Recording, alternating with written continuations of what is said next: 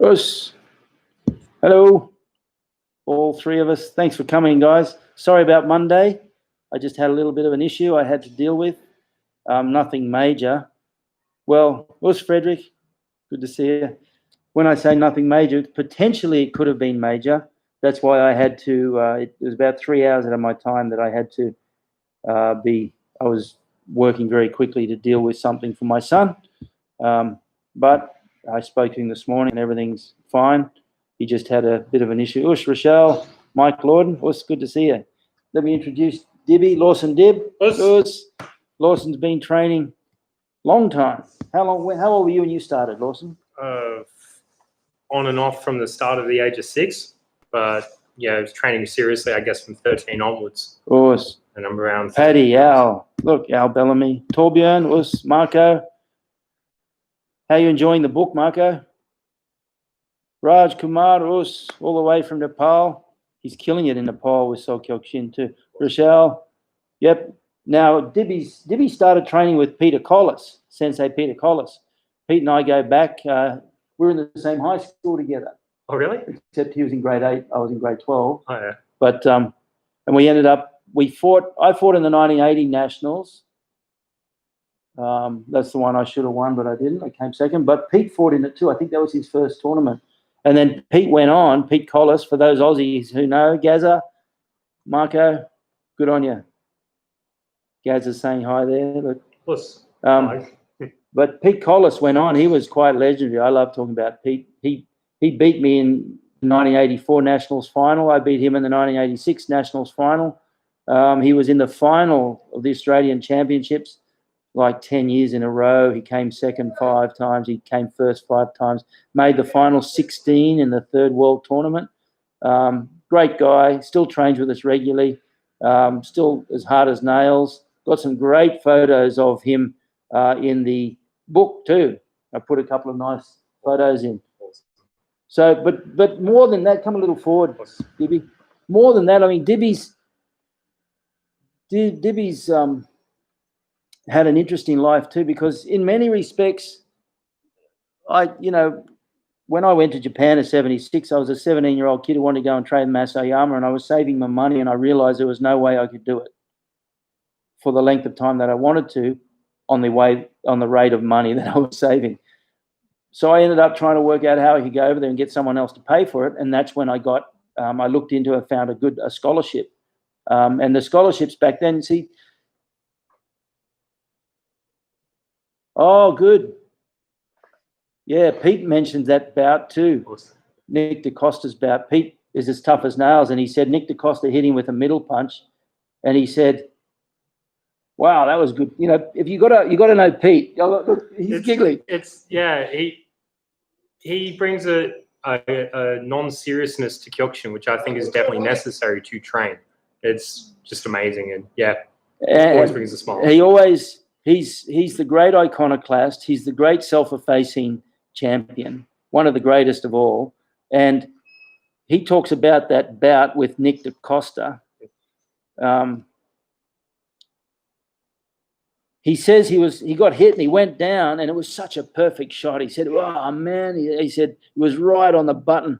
And and you'll see Pete when he's sparring guys, and Pete's like 55, 56 years old now, Got to remember that. When he did his 4th Dan grading in Japan, I think he was 53, about that. Yeah.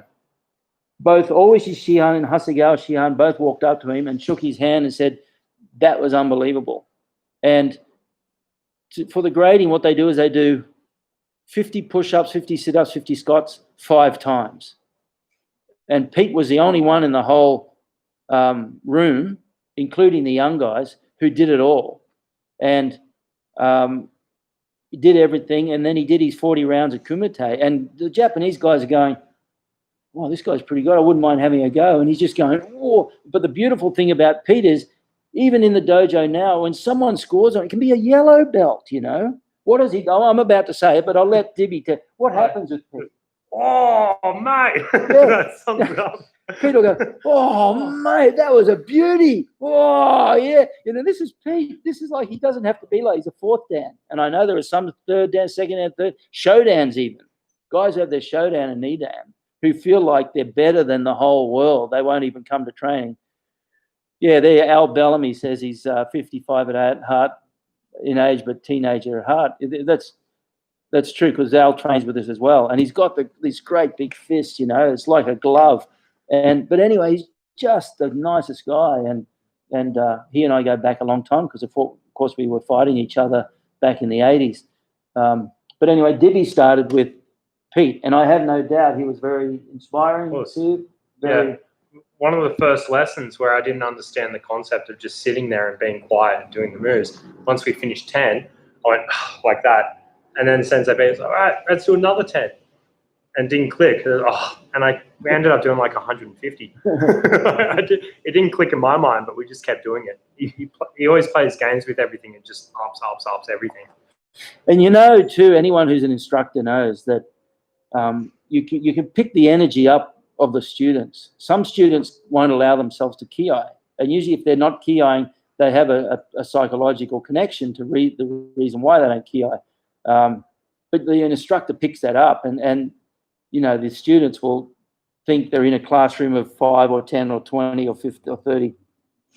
They think the instructor doesn't see, but the instructor sees everything. For every stripe on their belt, they get an extra eye in the back of their head. And students are always going, how do they even see?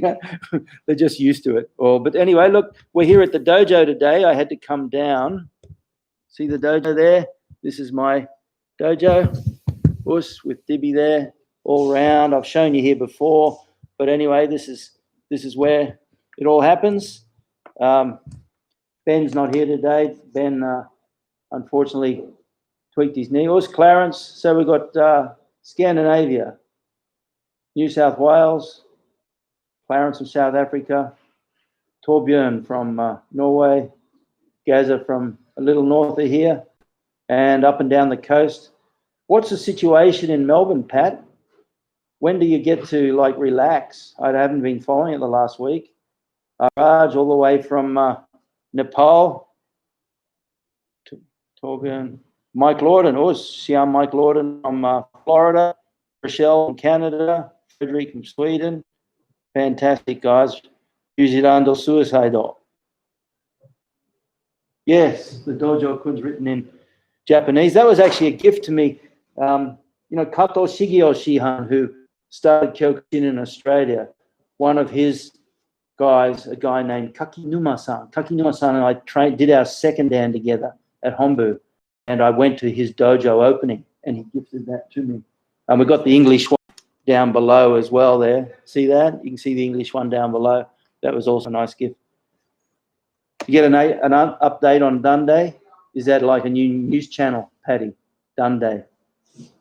Not unlike Doonday and Wenday and Dundee and Frinde. Yeah, legendary Shian Kato Shigeo. That's it. Great guy. Was very inspiring.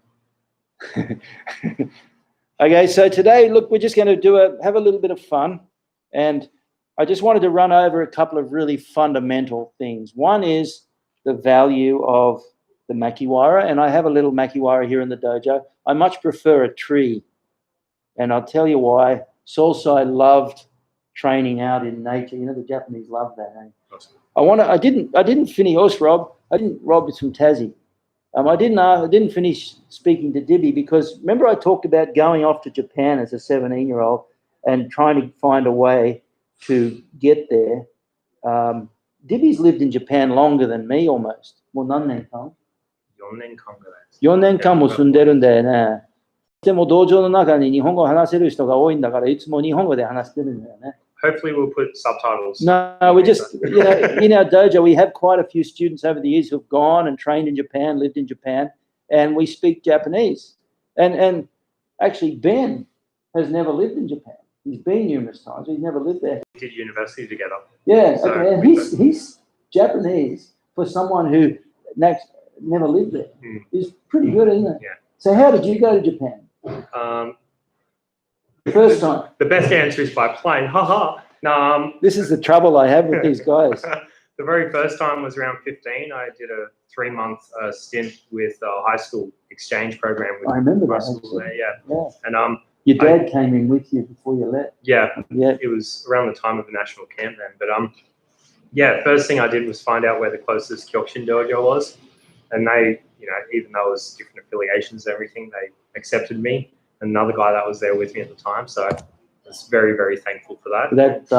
Matty Boys, he came along with me as well. Yeah, not Matty Boy. Which dojo was it? Was that It's in Yokosuka. His name was Sakurazawa Sensei, Xian, yeah.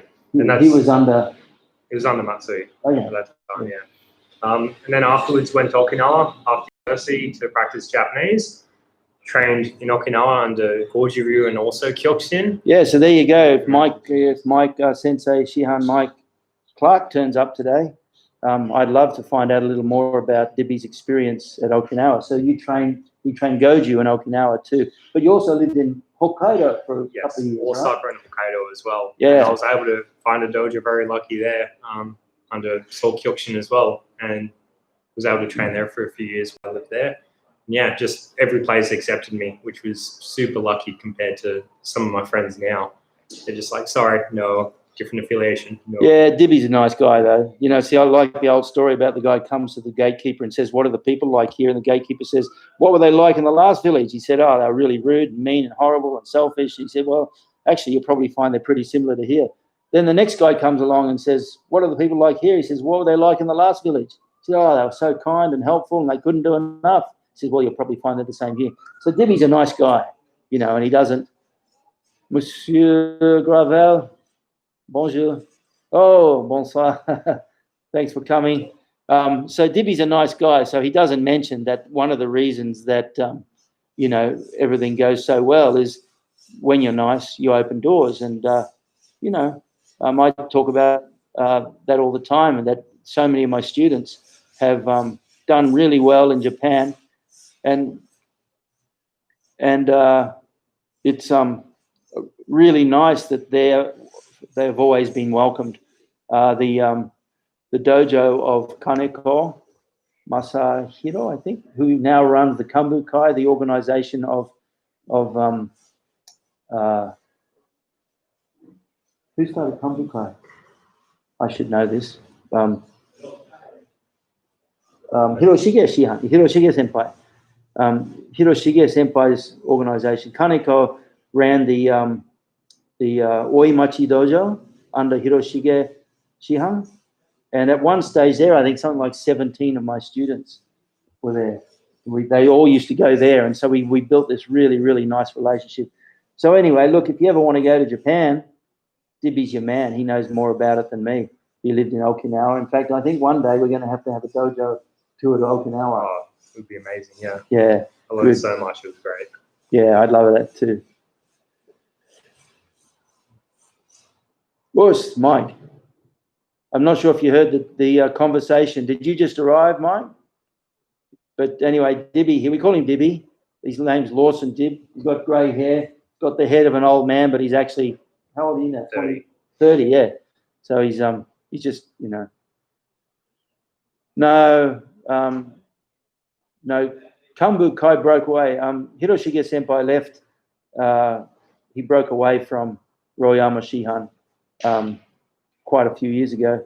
And his organization was Kyokushin Kambu Kai. And now, after he passed away, Kaneko Sensei took over.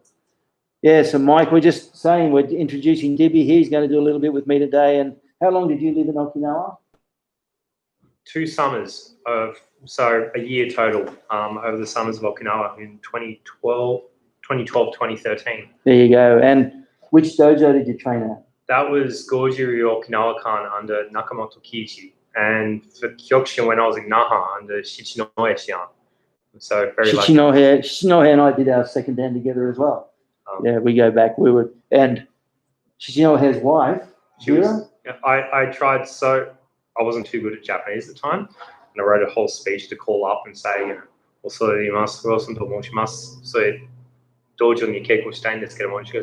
oh, you're speaking very good. Okay, come on through. She was super happy. So, yeah, lovely lady, yeah. Yeah, she was Sosai's secretary for a long time. And, in fact, she was there during a lot of the years in the 80s when a lot of stuff was going on. Do you know Nakamura Kiichi? Is it? Nakamoto Kiichi. Nakamoto Kiichi Sensei. Do you know him, Mike? Anyway, Dibby trained there for quite a while and brought back. It's great that students go to these places because we're very open. We love looking at different ways to do the same thing. And so when Dibby came back, he brought back some really nice insights concerning kata and so on, and the way the Goju boys do that. And it's always been very influential for us. So anyway, how long were you in Sapporo? Not Sapporo. How long were you in Hokkaido? 2 years. 2 years as well. So he's been down and all the way from Okinawa and all the way up. Yes. Okinawa. Is that it? Yes. Yeah, that's it. You can tell me later, Mike. But yeah, he's been all the way from Sapporo.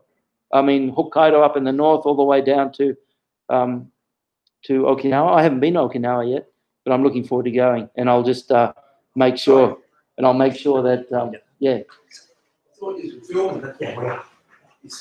And someone's just turned up the door.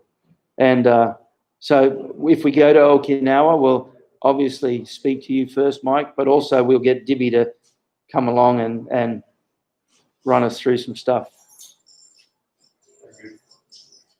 None there. Anyway, look, today I'm just going to go over a couple of things. We're going to do some Mai Kyages. Well, Dibby's going to do the Mai Kyages. My Mai Kyages aren't so good anymore, especially with my knee. It's not that I can't kick with that leg. It's just that I can't support with that leg. So my Mai Kyages become a little fragile.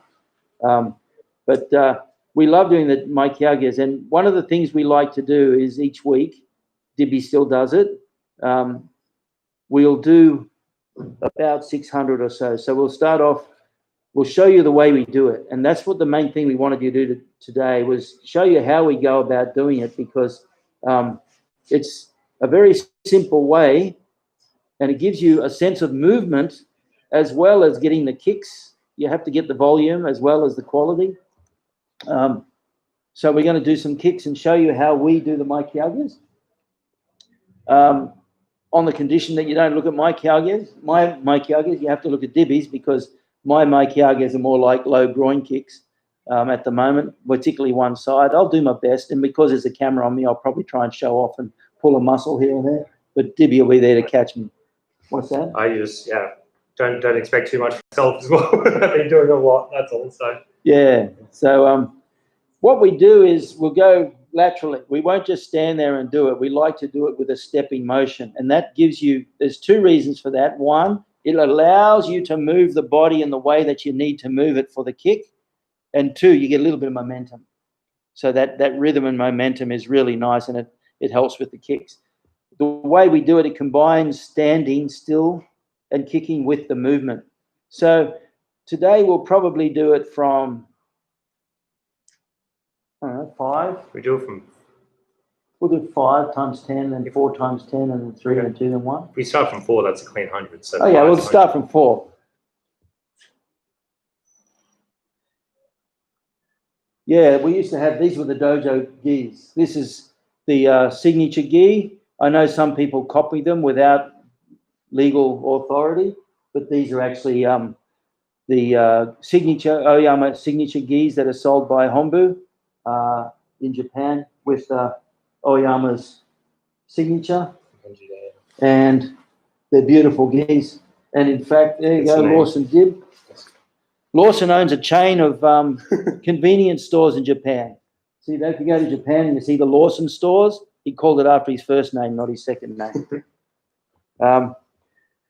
Yeah, it's a beautiful gis. I love them. I've got a couple, but they're very, I don't think you can get them anymore. So, but I know that some people have just gone ahead and put the kanji on without authority. I don't think that that's very good, because the whole idea was to give Masayama's family some sort of cash flow. Us, buongiorno. Ciao bello. Nice to see you, Andrea. Everybody, that's Andrea Stopper from Italy, one of my heroes, actually. Fantastic Kyokushin and Judo and Kudo and BJJ, black belt. You've got them all, man. That's why he's one of my heroes. I love people who cross-train and understand the nature of it. So we're going to show you a few Mai Kiages. I also want to run through some Makiwara with you. So we'll have a bit of a stretch. Good to see you, Andrea. My real pleasure to see your name pop up. So we've got the French speakers from Canada and the Italian speakers from Northern Italy. So we'll do a few Mai Kiages and have a warm-up first. And you can join in, please. We'll just do 100, but I want to show you the way we do it and explain the way we do it, because by building up, it's very easy to get to the point where you do 1,000 nonstop. And that's it sounds a lot. Well, it is a lot. It's 1,000, but it's a really nice challenge to do. So let me see if I can wake up my legs again. Ooh. How's that, Div? That's about right. Good. So just a bit of a warm up first. Wake up my legs. Push. So knees. Itch. Knee. I get the blood flowing in my legs again. Chi. Go. Hanta. Itch. Knee. San. Chi. Go. Squatting. Itch. Knee. San. Chi. Knee. San. Chi. San. Knee. San. Chi. Yeah. I love this exercise. It's interesting, this squat exercise. You see my feet turn out? The better you get, the more flexibility in your back, the more you're able to keep your feet straight. Now, it's very interesting. You start off with your feet, and chances are when I do it, if you watch, as I go down, see my feet want to turn out. See that? That indicates a lack of flexibility. Some people have to turn right out. Some people can't even keep their heels on the ground. You see, Divvy's aren't as turned out as mine, but they're still turned out a little bit. So that's one of the good goals that you can do, is work to where you can squat and maintain your feet nice and straight. That's a good flexibility goal. Push. Hips, itch, knee, some, she, go, hanta, itch, knee, some, oops, she. Well, see, that's what happens when a man tries to stretch and tie his belt at the same time. Gets confused. Okay, Mawashiuke. Itch. Eight. Sun, big circle, stretch over. Sheep. Go. Go. Good for spinal flexibility. Itch down.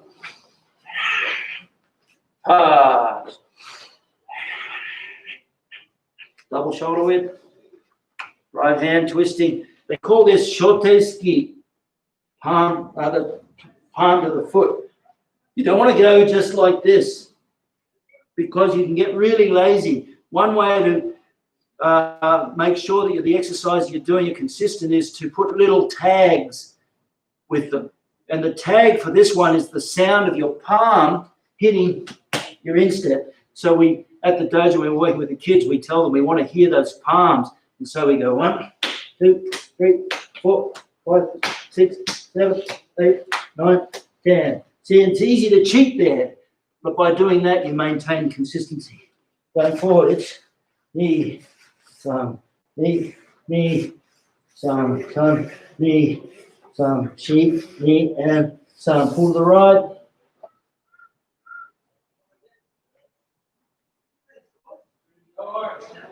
And left.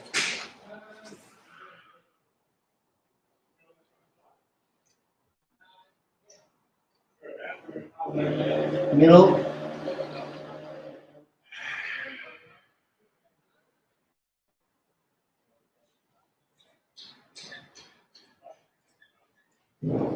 Good. Bend the right leg. 3 count.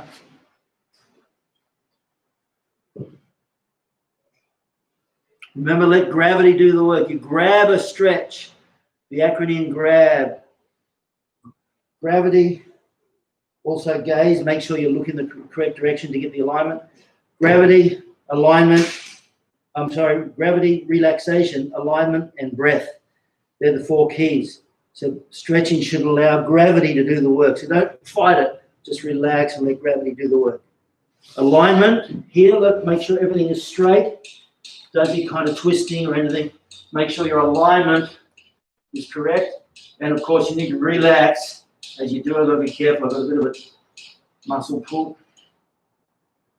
With this one, work the hip flexors. The hip flexors are the muscle group that's most. And sun. Once again, coordinate with your breath. Breathe in, and as you breathe out, relax and let the gravity take over. If you can, get your calf muscle on the ground. If you can get the calf on the ground, then work and get your hamstring on the ground. And switching sides.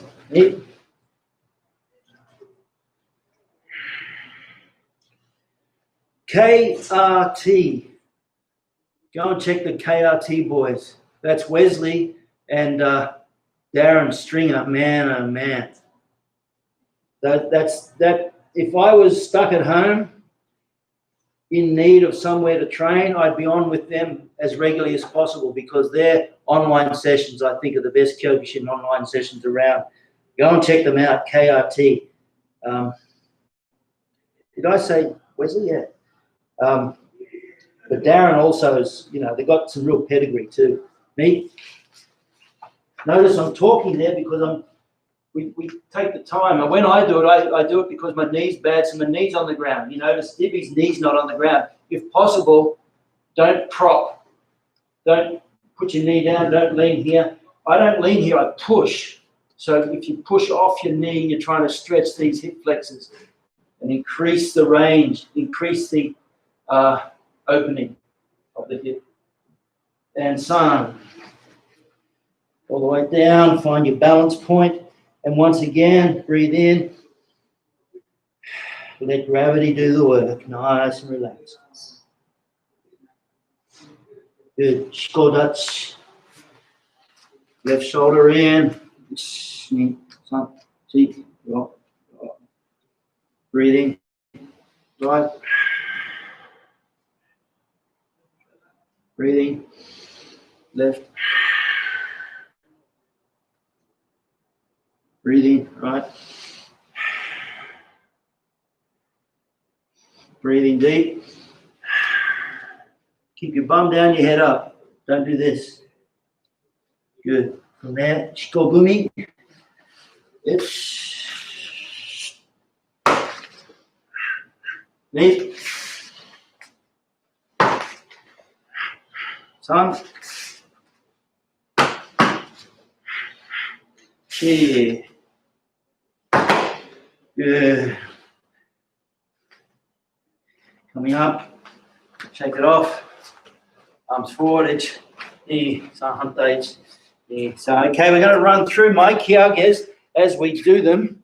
I'm going to try and squeeze in so that you can see us as we go. It's a simple footwork, but it just allows you very simply to get the momentum going.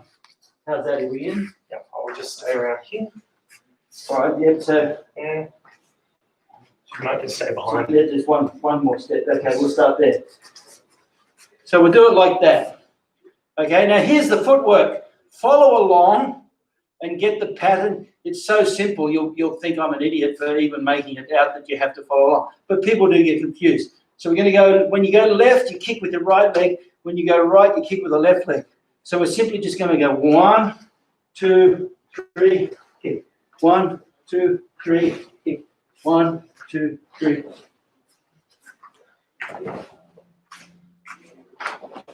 Relax the shoulders.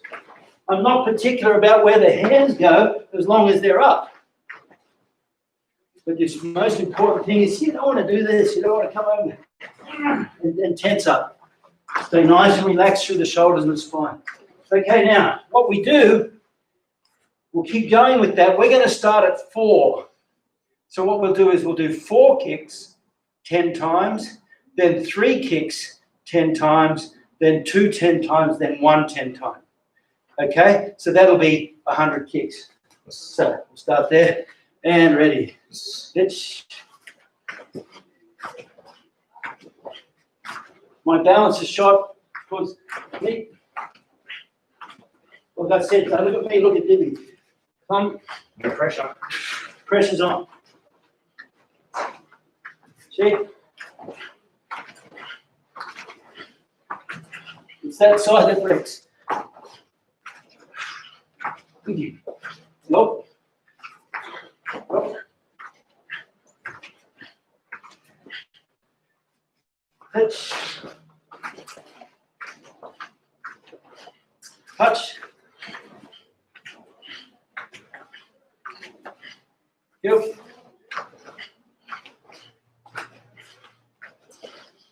Yeah. Some. Pitch. Some. Knee. Some. Shape. Go. Hook. Pitch. Touch. Yep. You can do that too. Add an X kick on the last one. Pitch. Knee. Some. Shape. Can't do that side. Go. Look. Pitch. Touch. Kick. Jump. Yep. Pitch. Knee. Some. Shape. Go. Look. Pitch. Touch. Yep. Do. Yep. So there you go. That's a great way to get your Maikiagas in. And come on into. And it forces you to concentrate pretty well because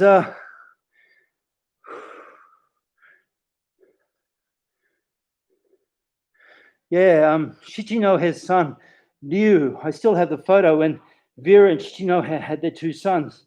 One was named Liu, dragon. The other one was Tora, tiger. We have actually two kids in the dojo named Tiger. One Western spelling, one Japanese spelling. But anyway, their son, Shinohe Shihan and Vera Deli's son, Liu, was the All Japan heavyweight judo champion. Very, very good.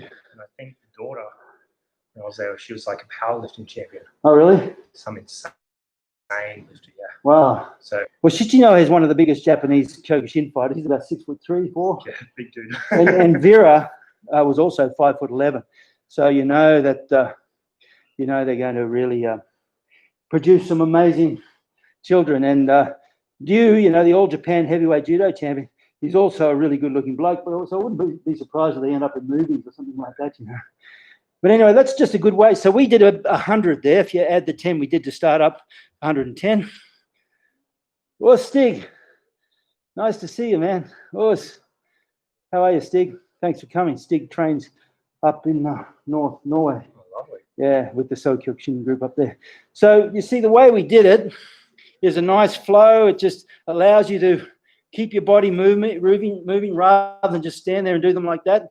But we did it from 4. If you do it from what we do, we add 10. If you do it from 10, that's 560. If you add an extra set at 4, so you go 10, 9, 8, 7, 6, 5, 4, and then 4 again, 3, 2, 1, that's 600.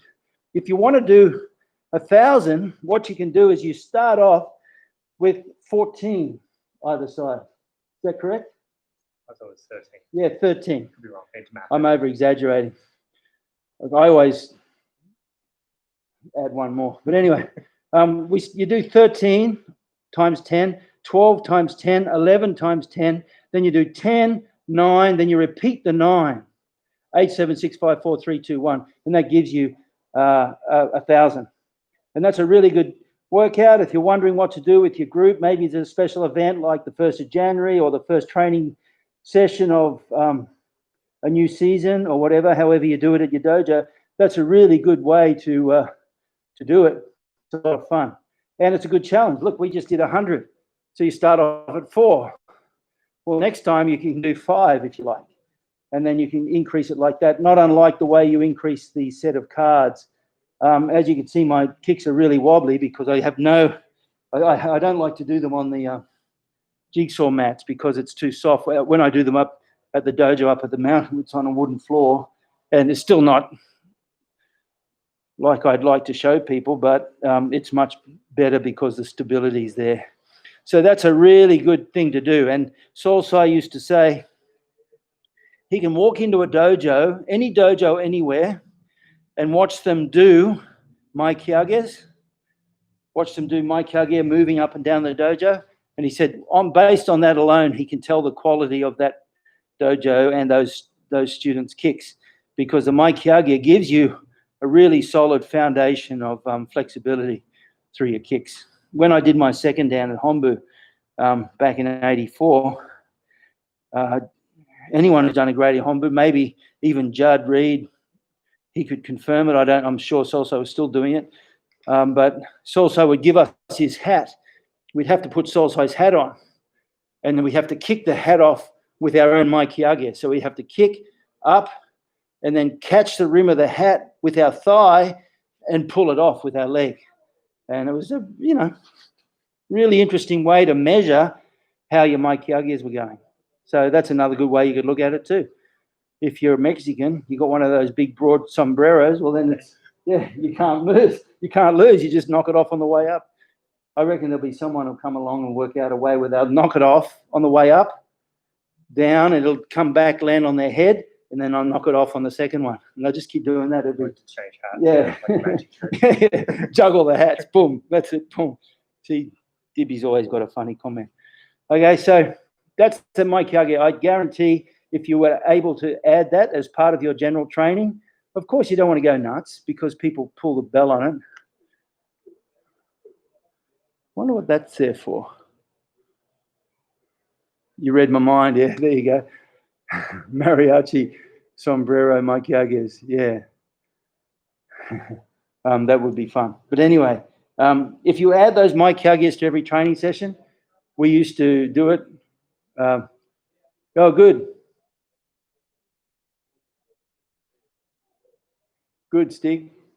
If you add the mai kyages every session, we always have in the past done more, and I have to admit, Dibby will probably even remember that before I hurt my knee back in 2018, we used to do a lot more of this stuff.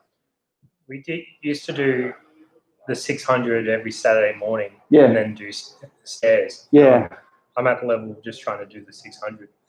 Yeah, we have a set of stairs, which is a really challenging set of stairs. It's 144 stairs and 170 steps because there are sections between the stairs where you just run along. And the lads do that, up to 10 reps every Saturday. The pre-season for the professional footy players and the professional sports teams, they all go up there. It's a really challenging set of stairs.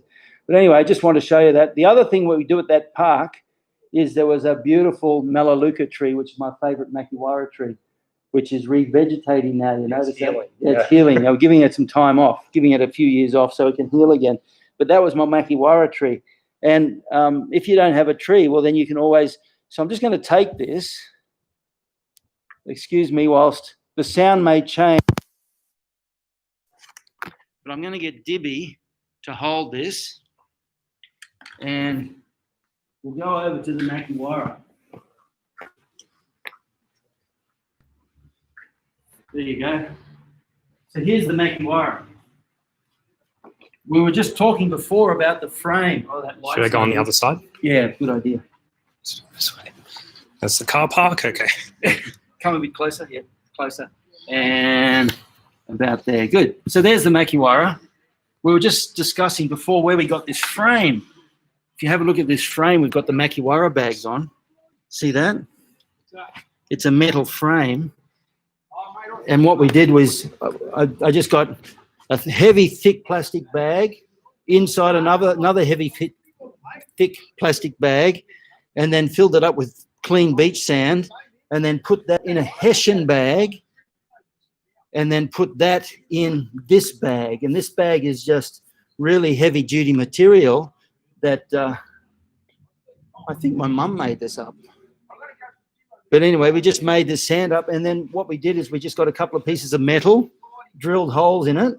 So we have 1, 2, 3, 4, 5, and we just stick that to both sides, and that holds it on. And then down here we've got this Japanese brand body maker, and that's for the instep. And that's, again, it's full of sand. Okay, so there you have it, and you might recognize this. I actually have a video online on YouTube, if you look at my channel, and it goes right into how I go about the Makiwara training. So I'm not going to do it again. But what I wanted to say is we think this frame was probably a gift to us from one of the Japanese. We had a few Japanese people came and stayed for lengths up to 5 years at a time. And I think one of their family brought this to us. Can't quite remember where we got it, but it's just a standard frame. Before this, we had scaffolding, just standard building scaffolding. You make an A-frame. If you want, I can send you that plan of it. It's pretty simple. But this bag is actually quite solid. It's heavy. It's full of sand, and the sand, you can tell when I hit that, it's a really solid. It's not like soft and plushy.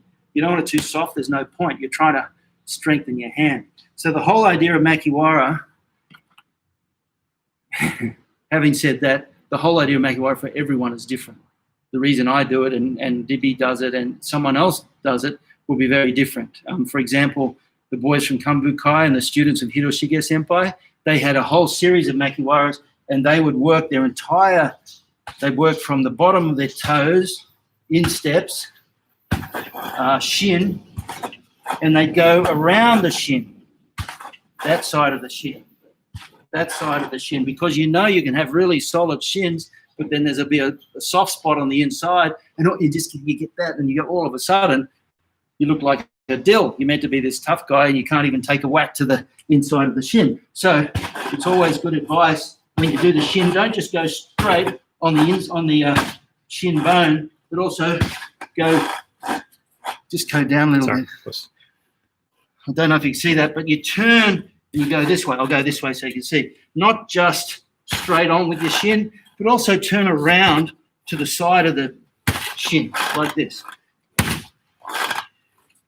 And that way you're getting the inside of the bone as well, and also do it to the outside of the bone.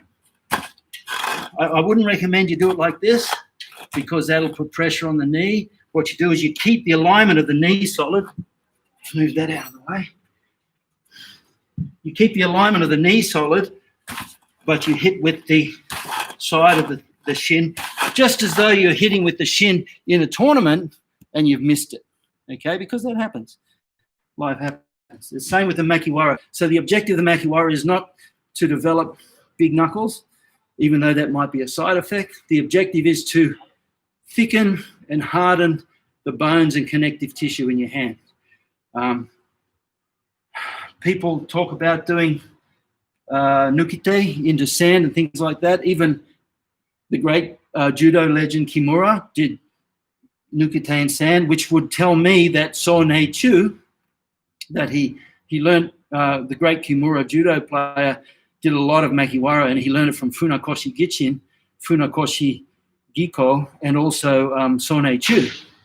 And people say that Masayama introduced Kimura Masahiko to karate, but in actual fact, Kimura Masahiko was doing karate with Funakoshi Sensei probably before Masayama was even in Japan. You know, it was because there's quite an age difference. So when Masayama was still, about the time he was coming to Japan, Kimura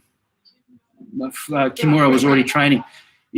And also people say that Masayama introduced Kimura to So Nei-chu, but I don't think that's accurate. I actually think that, if anything, Kimura introduced Masoyama to Sonaichu because after training with Funakoshi for a couple of years in the late 30s, early mid to about 35, 36, then Kimura was training with Sonaichu, and he says at that point he really upped the ante with his Makiwara training.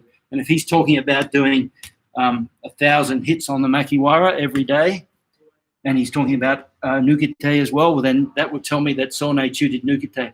But I don't recommend it. I'll tell you why. There's a lot of evidence to show that when you hit with the fingertips, you can damage the nerves considerably. And from a Chinese medicine viewpoint, where the meridians run down the fingers and around the end of the fingers, what it does from a traditional Chinese medicine viewpoint is disrupt and interrupt the natural flow of energy. So this is why quite a few people who do a lot of this Makiwara stuff with their Nukite, they talk about them becoming quite eccentric or becoming quite recluse. And I just think it has very subtle psychological effects. Okay, but the key, if you haven't looked at that video of mine on YouTube, go and have a good look. I think it's worth looking at. But the key is this. I want to think, how am I going to strengthen my hand? So I have this plane, this plane, this plane, this plane. So I have 1, 2, 3, 4. And that's what I'm working. I concentrate on that more than anything. I've got a really bad arthritic knuckle from doing knife hands on bags without curling my fingers, because when you hit, you see how it's pretty bad actually. But when you hit and doing breaks and everything, the little finger bangs into it and this one bangs into it and this poor old ring finger cops all the angeling. Okay, so I like to bend the fingers over like that. There's another reason for that too, is when you use Nukite techniques in the eyes. Takeda Shokan taught me this. He's a 10th Dan from Kambukai, different Kambukai to Hiroshige Shihan's, Kambukai Shitoryu, and he's an amazing man. But he says that whenever he'd use the Nukite and Shuto, he would curl his fingers, and he said, I'm trying to do it on the back, with white on the back. He said, because when you do it with the fingers like that, that's your margin. So that's the margin of error.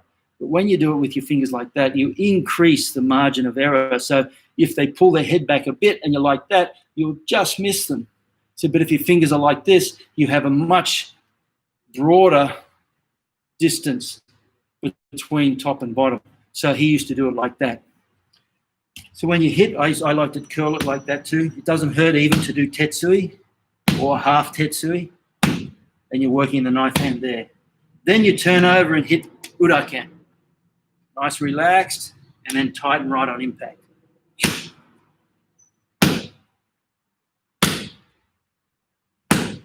Okay, then you do shote, palm heel.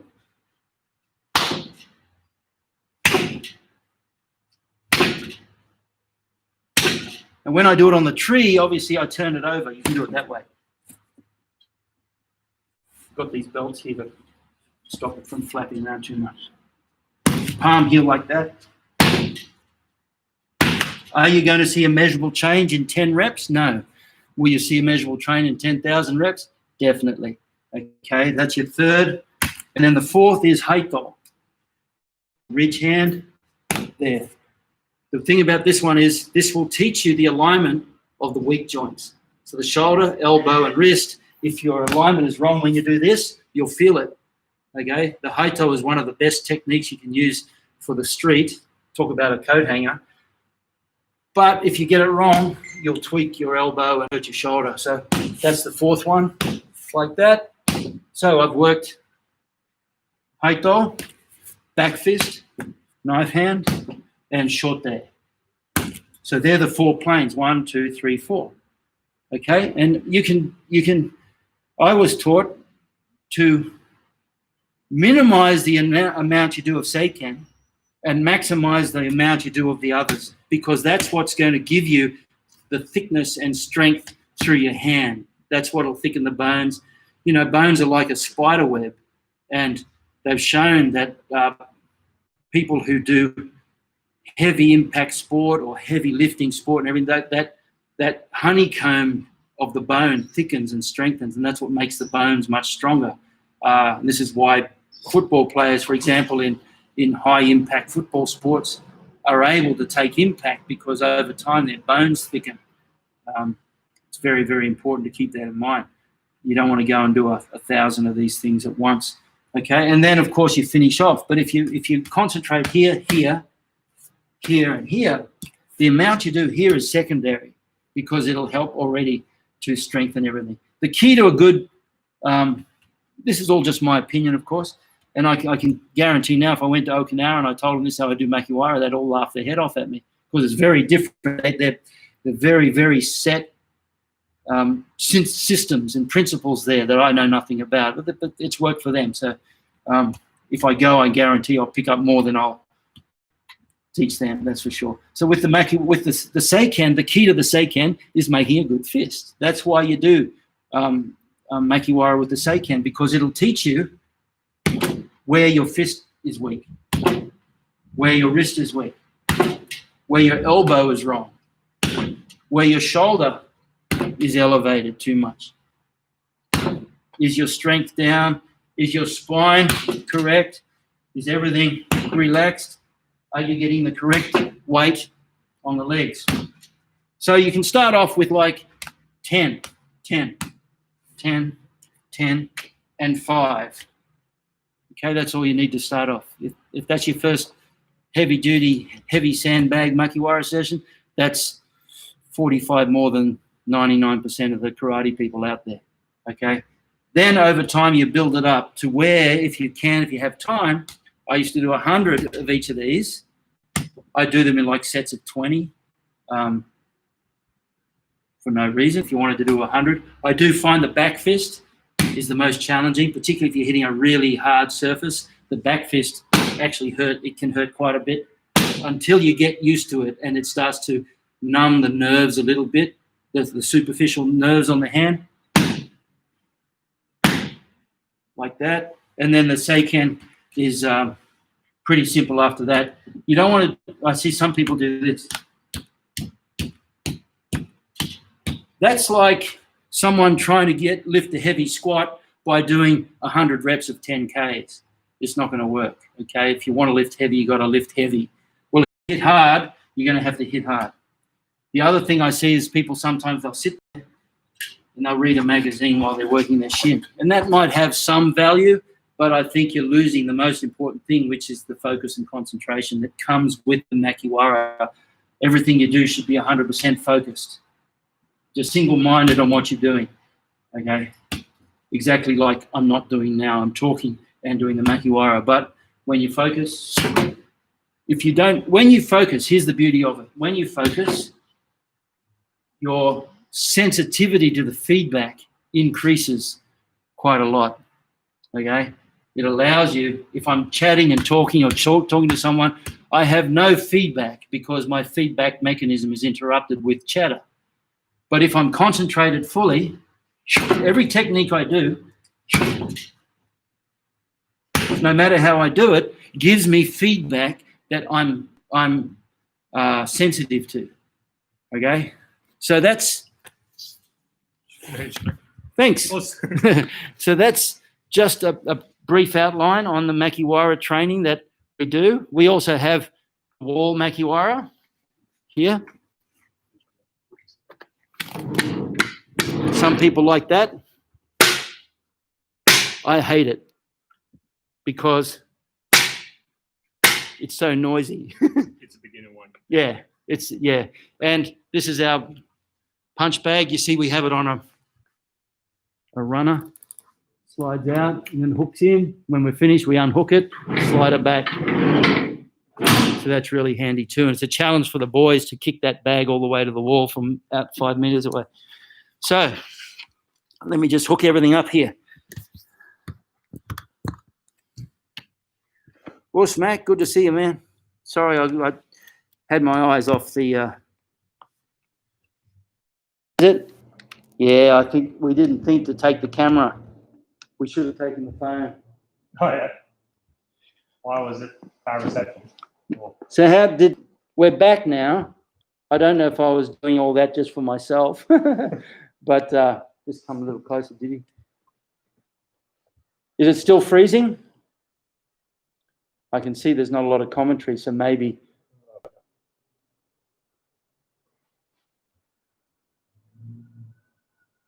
Can you see me now, Mike?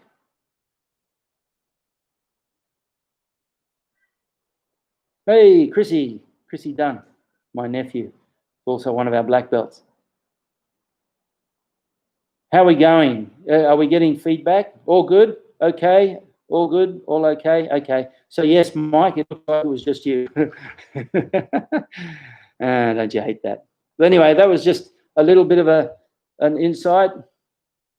Good. So if you got any comments, please let me know. Put them in here. I'd be more than happy to discuss any of that with you, especially with Mike Clark, Shihan there, because I have no doubt that the way they do the Makiwara in Okinawa is very different to the way I was taught.